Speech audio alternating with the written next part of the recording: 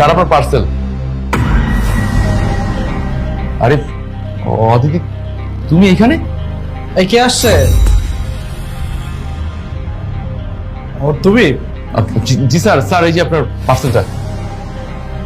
এই নাও তোমার পছন্দের মিষ্টি, তোমার জন্য নিয়ে আসছি, নাও।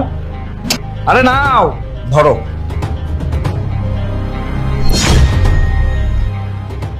স্যার একটা কথা জিজ্ঞেস করবো? হ্যাঁ শিওর, বলো। তুমি তো আমার কাছের মানুষ, কি বলবে বলো। আসলে স্যার আমি তো আপনার বাসায় দীর্ঘদিন যাবৎ পার্সেল ডেলিভারি করি, কিন্তু কখনো এই ম্যাডামকে দেখিনি। আচ্ছা, এই ম্যাডামটা আপনার কি হয়? ওর কথা বলছো? আরে ও তো আমার গার্লফ্রেন্ড। শোনো, ওকে আগে পরে কিভাবে দেখবে? ও তো সবসময় আমার বাসায় আসে না।